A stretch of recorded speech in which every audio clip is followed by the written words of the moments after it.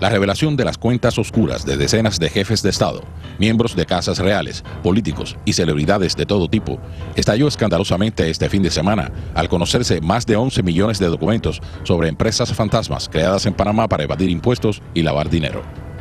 Los ahora llamados papeles de Panamá, una filtración de archivos privados mayor que los publicados por Wikileaks, son resultado de una investigación gigantesca sobre 40 años de actividades del grupo de abogados Mossack Fonseca de Panamá.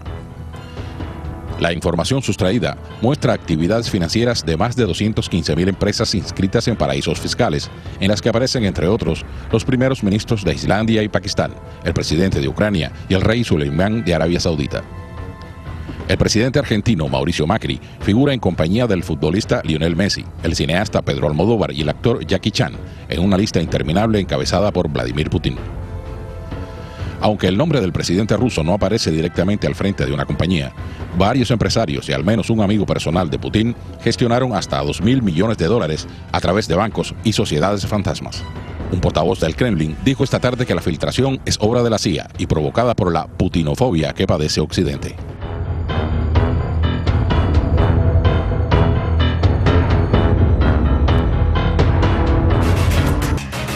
¡Qué lío! Y no es de ropa. Aquí tenemos a dos prominentes personalidades que conocen a fondo todos estos temas. Uno por su formación como investigador, como consultor en inteligencia e investigaciones, Andrés Otero. Muchas gracias por acompañarnos esta noche. Hola, Oscar. Y el abogado Luis Fernández, abogado criminalista y constitucionalista, quien pues es un experto en este tema de las investigaciones, en follow the money, como dicen aquí ustedes. Buenas noches, gracias por venir. Andrés, comparado con Wikileaks, comparado con el caso Snowden, comparado con los grandes escándalos de los últimos, el Banco Ambrosiano, aquella vez con las finanzas del Vaticano, ¿cómo tú clasificarías este escándalo de 1 a 10?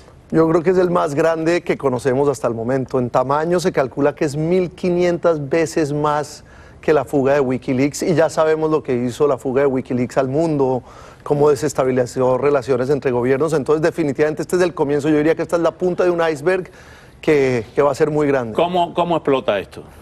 Esto explota, digamos, como lo han dicho hoy, al parecer este consorcio internacional de periodistas investigativos reciben información de una fuente y esa información la empiezan a procesar.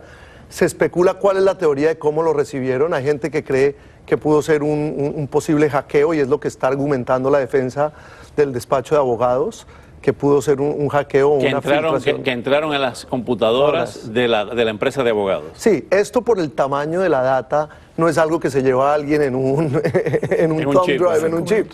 Entonces sí es algo que tomó meses, digamos, y meses enviarlo, meses procesarlo y meses protegerlo. También sabemos que hay organizaciones como Anónimo y otras que sí se dedican a este tema de hackeo de grandes instituciones.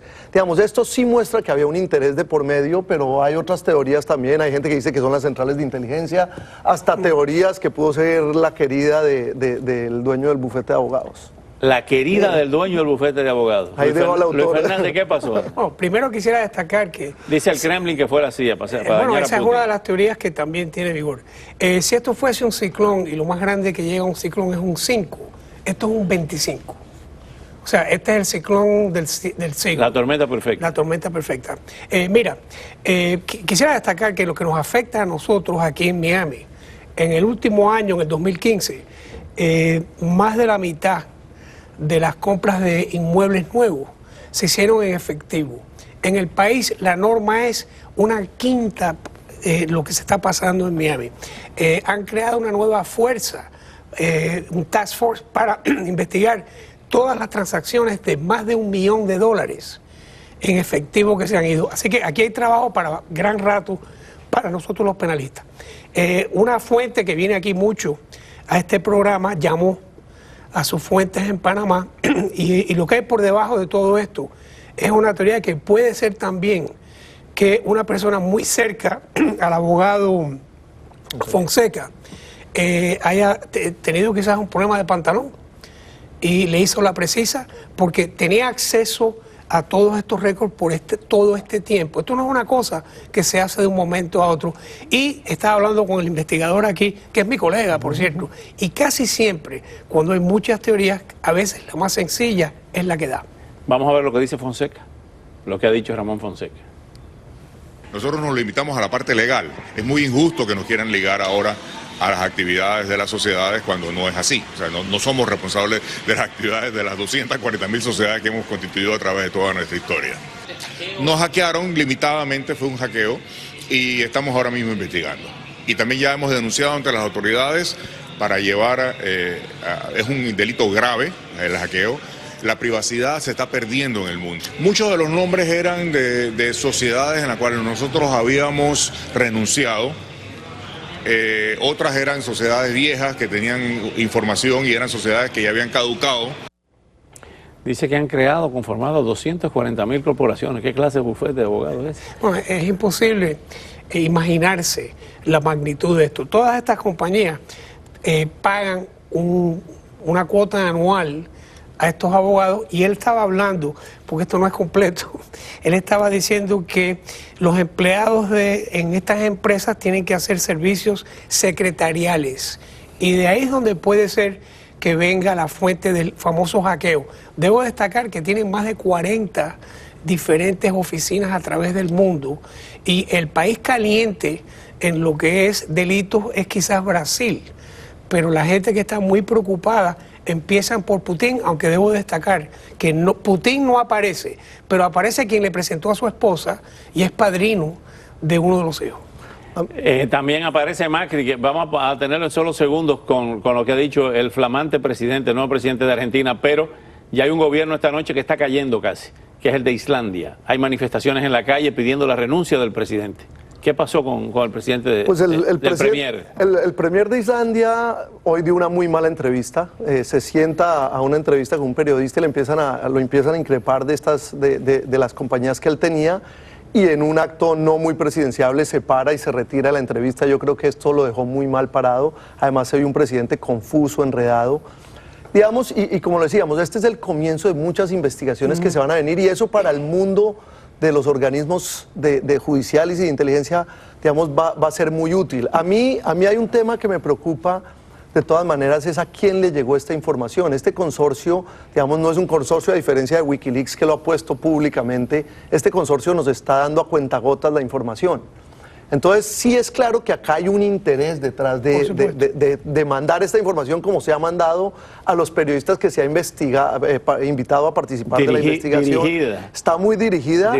Hoy el Departamento de Hacienda, esta tarde en Madrid, en España, hace algunas horas, ha iniciado una investigación por el tema de Pilar de Borbón, la hermana del que era rey, del rey que abdicó de España. Está Pedro Almodóvar también, el director de cine, Lionel Messi. Y en el país dicen que casi todas las compañías que están en el IBEX son compañías que están formadas offshore o fuera. Sí. A mí lo único que me preocupa es que acá, y hoy lo he oído de muchos periodistas, catalogamos que por sí es ilegal la gente que tiene cuentas offshore o compañías offshore. Y quiero sentar que no lo es. Lo ilegal es, tú y yo podemos tener compañías estructuradas en Delaware, Nevada, o en Panamá o en Uruguay. Lo que lo hace ilegal es si yo no se lo reporto a la autoridad. Claro, si va de los impuestos. Si va de los impuestos o si está lavando dinero. Sí, señor. Vámonos a ver lo que dice Macri. En el caso particular de lo que a mí me compete, es una operación legal hecha por otra persona, constituyendo una sociedad offshore para invertir en Brasil, inversión que finalmente no se hizo y donde yo estaba puesto como director, que es el caso es mi padre, ¿no? En el año 98, éramos un tanto más jóvenes todos, y que dejó de operar la sociedad en el 2008 porque no hizo la inversión, con lo cual está todo perfecto, no hay nada extraño en esa operación. Declarada frente a la DGI Argentina, porque mi padre lo hizo con recursos genuinos que él tenía en la Argentina.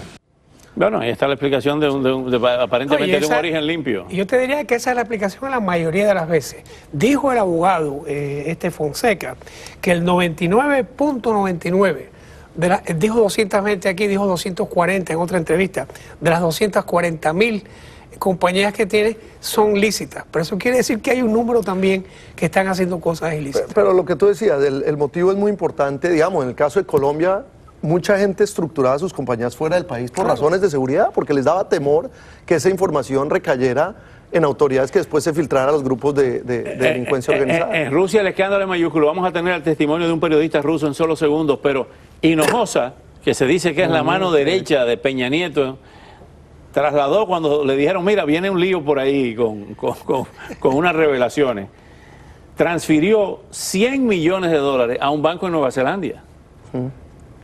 Y eso también llamó la atención. Pero eso no es necesariamente un acto delictivo, ¿eh?